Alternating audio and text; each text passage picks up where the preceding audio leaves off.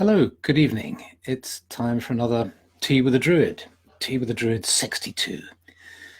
So it'll be lovely to see your names and where you're from popping up. And so do say if you're here. And hello, Linda. That's good to see you. Good to see you. And Richard, hearing you loud and clear. That's great to know. That's great to know. That's marvelous, and I've got a new monitor, which I think has a better camera on it as well. Andre from the Netherlands, Anders from Ontario, Nancy Tammy from Alabama, Zane, fantastic, Mikkel Hensley, woohoo, yeah, Michigan, Brian, fabulous, great. Isn't this lovely? Just this sense we can, as we arrive, we can kind of tune into this thing of being together. This is wonderful. And this is such a lovely thing to do. I really want to share it with others too. So I've arranged a special March with lots of guests. So every Monday in March, there's going to be a new guest giving a tea. It's been so interesting, while I was away seeing JJ and Matt's and Adrian's presentations. So we've got Julie from Brett from Australia, and Paul Corcoran from Ireland, Ema Burke again from Ireland, and more. So, and that's because I'm going to be concentrating. I'm going to be here in March, but I'm going to be concentrating on, I'm just putting the finishing touches to a course on meditation that I've been working on for a while. Really looking, I think the internet actually, one of its great possibilities and gifts is that it makes working and studying meditation really much easier. We don't have to travel anywhere to interact with others, to study meditation, to experience meditation in a group or together, to to learn new techniques and so on. So that's what I'll be doing. So now, the Manannan MacLear Grove in San Francisco, that's where Zane is from, and Vienna too, that's fantastic, Dusseldorf, Staffordshire. Great, lovely to see you all. So I wanted to talk this evening about stability. I'm not quite sure why the subject came up. When I asked in the inner world for what I should talk about, this concept of stability came up, and it's perhaps because we live in such an unstable world. With all the things that are going on in virtually every country. Perhaps it's for that reason. Perhaps it's because actually it's something that has always been of interest to us. I mean, I guess ever since the dawn of time, where we've had to battle with the forces of nature and to keep ourselves safe and deal with tragedy and illness and difficulty and so on. The search for stability has always been with us.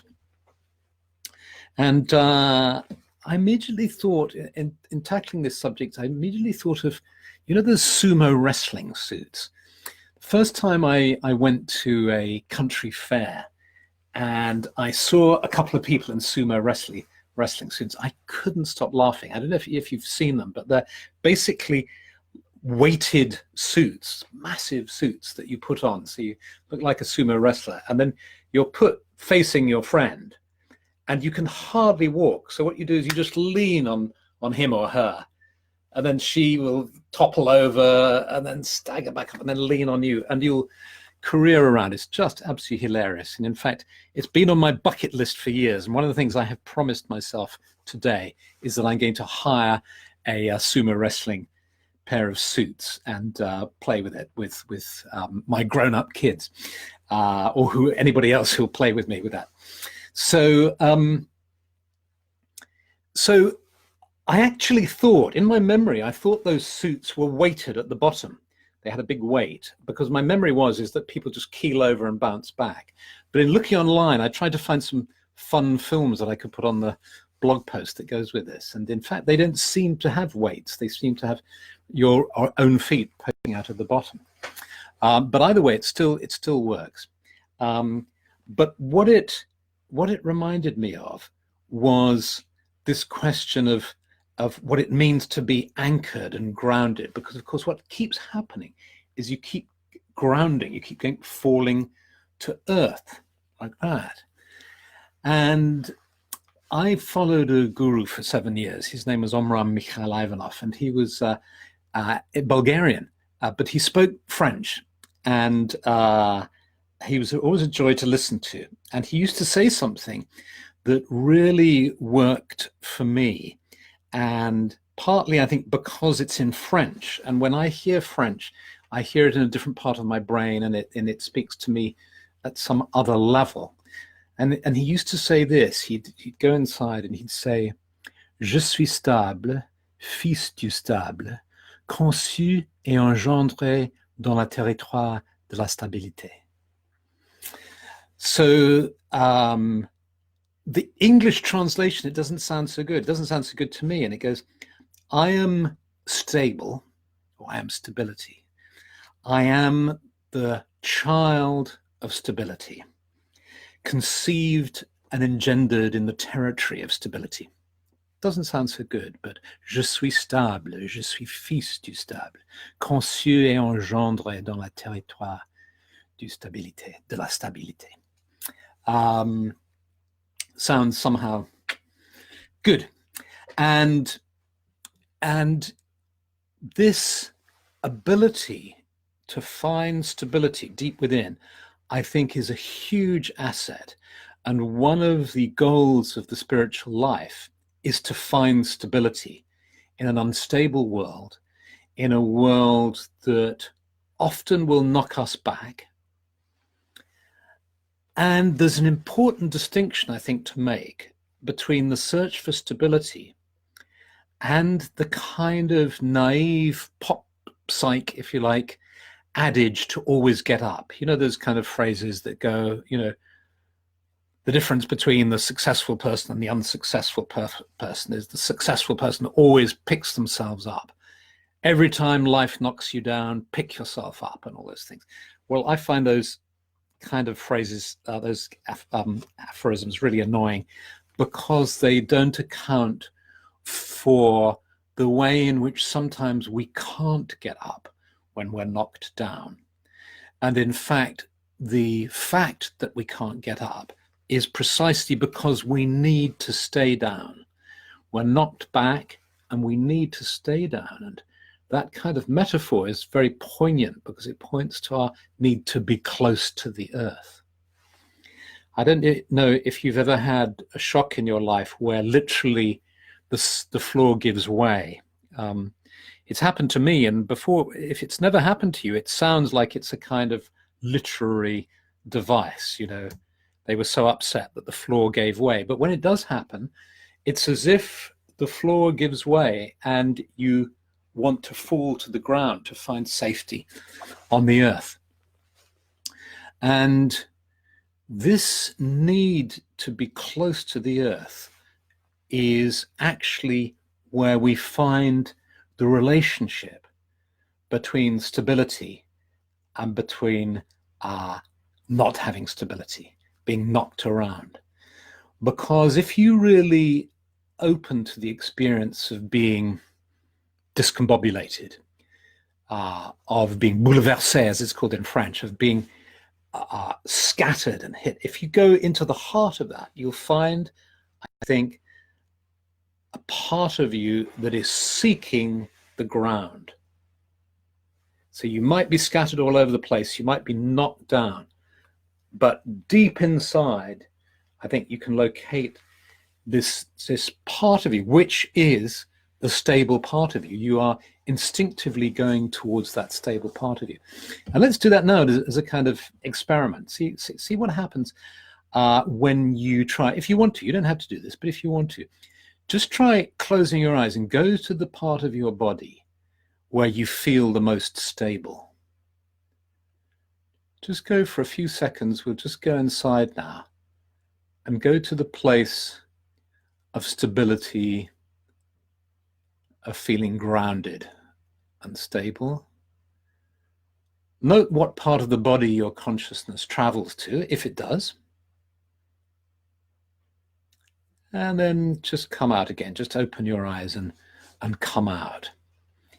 And I'll be really interested if you tell me where you instinctively went to. There's a time lag on the Pat Booker's saying my hardest moments ever around a bereavement, I needed to get outside and kneel and just bury my hands in the earth. Yeah, absolutely. It lets some of the pain drain away. So there's and Tara's saying, yes, she literally fell. Yes. So there's a time delay on this. So if you type in what part of the body you went to, if you did go to it, but maybe you went somewhere else, I don't know. But I was trying to get a sense of where in your body awareness you went to. New comments, 9. Oh, look, I can get more by pressing that button. Solar plexus, my legs and feet, my lower back, low down in my pelvis. I'm sitting cross-legged. Okay, Amy. Yeah. Legs and feet. First to my feet, then to my heart. Interesting. Stable part is my belly. Okay. And my feet, Nicole, my heart, tummy. Interesting. Stability along my spine. Okay, so there's some hearts there. Chest. Oh, Lawrence, feet, and then also his hands. So this is very interesting. So we all have different places, but I think what the message we're getting is that you did go to places in your body. Thighs and calves, Joseph. Okay. Athena, feet, widely spaced. Cindy Cook, our butts. Okay, so different parts of the body. Interestingly, I didn't think anybody went to their head. Interesting. We didn't go up into our heads. We went down. We went down in some way. Hands, chest, heart, spine, solar plexus. Of course, in Zen and other traditions, they talk about the Hara center. You know, just a little bit below the solar plexus. You can sort of connect with it by pressing your fingers in about 2 inches below your navel. Then there's the solar plexus, and that there's a whole load of kind of energetic work you can do tuning into the solar plexus and that part of the body. And let's work with that now, because I think when we learn to trust our body, like, you know, in those two very powerful experiences that Pat and Tara talked about, of falling down, of Pat actually getting her hands in the earth, this sense that I had, yes, of the floor giving way and wanting to get to the earth. They provide a huge clue, and in fact, I think one of the things that spiritual practice can do is it can help us to get to that place without trauma, without in times of peace and quiet. And the more we connect with that place, the more it becomes a center of stability within us that is kind of ever present. I think if you're used to this, if you do it for a long time, if you're used to, in meditation, in visualization, in your work on yourself, you go to this place in your consciousness, more and more you just feel centered as a matter of course. Funny enough, just before I started this broadcast, something happened that could have thrown me off completely. The light here fell down and the sort of bulb smashed everywhere and all the rest of it. It was just 2 minutes before we were due to begin. So I had to go downstairs and get another light and so on. But it was all okay because my consciousness is, I suppose, mainly located in that place. Stephanie would probably say when it's located just a bit above the solar plexus in the tummy area, because I think about food quite a lot. But that would be a very unfair thing for her to say. I'm sure she would never say that. So let's now connect again with that place. And let's see if we can work with it in meditation. So let's just have a little meditation together for a few minutes if you want to. So closing our eyes if we want to, or just keeping them open if you like to. And just become aware of being in your body. And then move your center of awareness to where you feel you're anchored. Just whatever part of the body feels like the anchoring place where you feel earthed, centered, grounded, however you want to put it. And as you do that, if you like, see if you can sort of at the same time open up to an awareness of being seated out in nature, perhaps in the sacred grove, in a clearing in the woods. Just letting go of your awareness of being in front of the computer or the tablet, but just instead sensing that you're out in the woods now, out in the countryside, sitting on the earth, beneath a tree. The trees around you, the sky above you, and the earth beneath you. And feel now the relationship or experience of your earth center and the earth herself.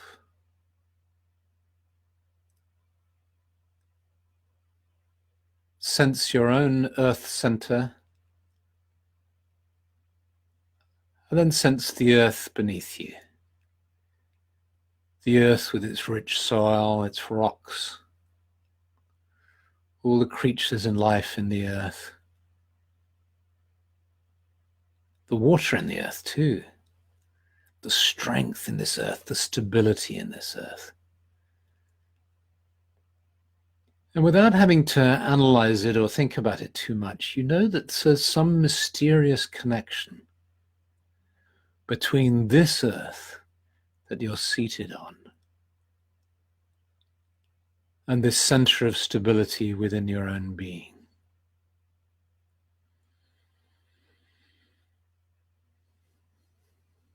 And you just breathe in and breathe out,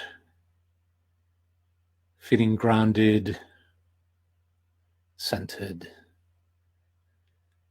sensing the roots of the tree that's behind you that you're leaning against perhaps, sensing these roots going deep down.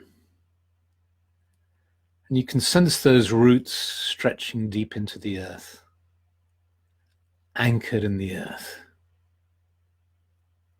So strong, so stable.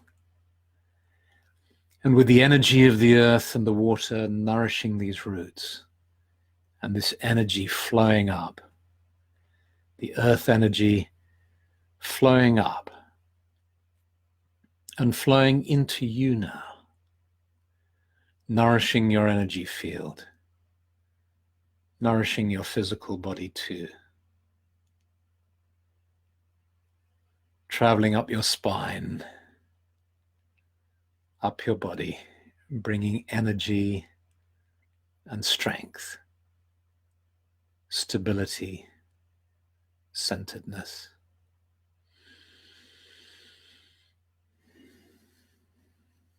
Right up to your head. And then sensing perhaps the tree going above you, sensing its branches reaching high into the air, the leaves being fed by the sky above.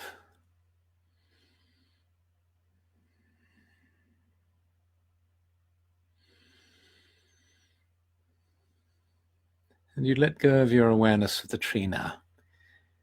And just become aware of the energy of the sky flowing down into your body, into your energy system. And the energy of the sky meets the energy of the earth. And sense where that is meeting now. Where is the energy of the sky meeting the energy of the earth? Just breathe in deeply, breathe out deeply. Enjoying this wonderful mixture of sky energy and earth energy within the center of your being.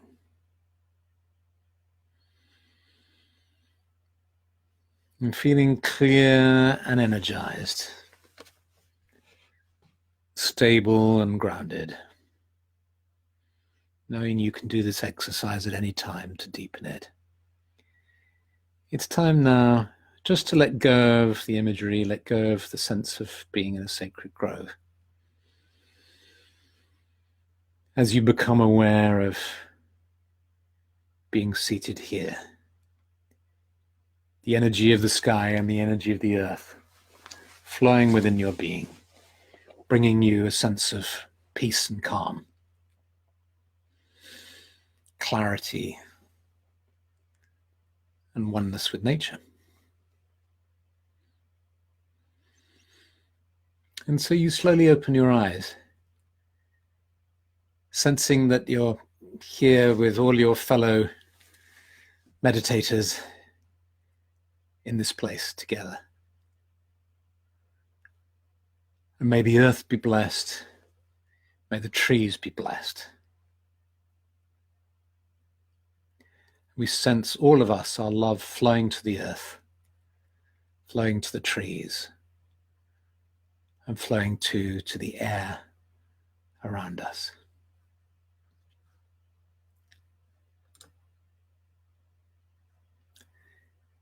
And so, I know that was very short. I'm always aware in these meditations that these meditations are for everyone. You know, we might in our own practice want to do a meditation like that, going much, much deeper, spending much more time. But there are certain boundaries in this kind of work that we're doing in these tea sessions. I'm sure you appreciate that. So Alain Giroux, now that felt really good. That's great. Nancy Dale, can you get through the grades if you aren't very good at meditation? Well, you know, that's a very interesting question. It's one I've been thinking about a lot recently. I've been meditating for years in all sorts of different ways. And then over the last few years working with meditation and sophrology, and then I decided I've taken a couple of courses in meditation teaching mindfulness and meditation. And I've decided to put all that together in an online course. Because I think there's a lot of pressure we make for ourselves about meditating.